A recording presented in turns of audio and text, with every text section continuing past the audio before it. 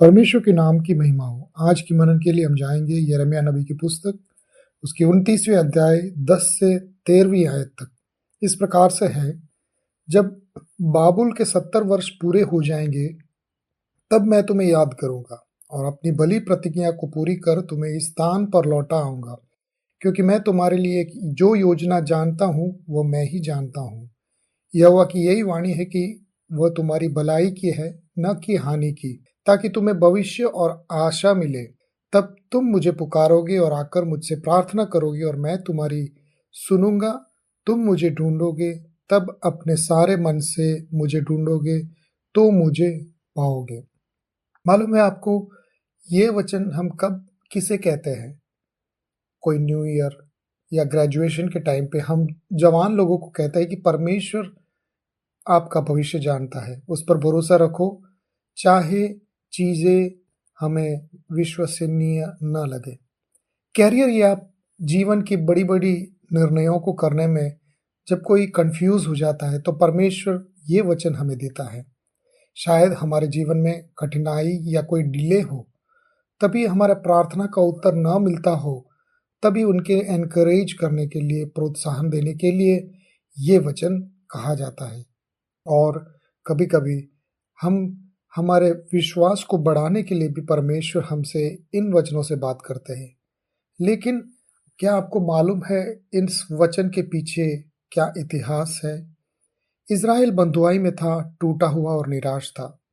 न्याय के बीच परमेश्वर ने उन्हें आशा, भविष्य और पुनर्स्थापन का संदेश दिया। यह प्रतिज्ञा केवल इज़राइल के लिए नहीं, बल्कि उन सब के लिए है जो उस पर या परमेश्वर पर भरोसा करते हैं। परमेश्वर का समय हमें धीमा लग सकता है, पर उसकी योजना निश्चित है।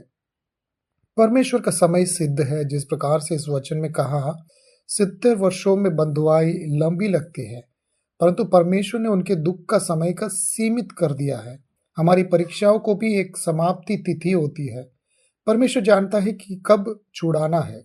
भजन संहिता 31:15 कहता है कि मेरे समय तेरे हाथ में है। परमेश्वर की योजनाएं भली है। परमेश्वर कहता है, मैं जो योजनाएं तुम्हारे लिए जानता हूँ वह मैं ही जानता हूँ। उसकी योजनाएं भलाई, आशा और भविष्य देने वाली है। उदाहरण, एक बच्चा हमेशा माता पिता की डांट या अनुशासन नहीं समझता, परंतु माता पिता की योजना उसके लिए भले के लिए होती है। रोमियो 8:28 हमें वचन से कहता है, सब बातें मिलकर उनके भले के लिए काम करती है जो परमेश्वर से प्रेम रखते हैं। परमेश्वर अपने लोगों को प्रार्थना के लिए बुलाता है कि तुम मुझे पुकारोगे और मैं सुनूंगा। प्रार्थना हमें परमेश्वर की योजना से जोड़ती है। तुम मुझे ढूंढोगे और जब अपने सारे मन से मुझे ढूंढोगे तो मुझे पाओगे।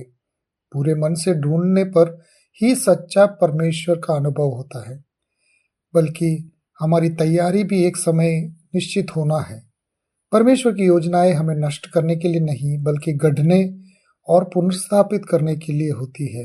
आज चाहे परिस्थिति कैसी भी हो, परमेश्वर कहता है कि मैं तुम्हारे लिए योजनाएं जानता हूँ, तुम्हें आशा और भविष्य देने के लिए। आज परमेश्वर के समय पर भरोसा रखे, मानो कि उसकी योजनाएं भली है, उसे पूरे मन से खोजे और परमेश्वर आपको इन वचनों से आशीष दे। आमीन।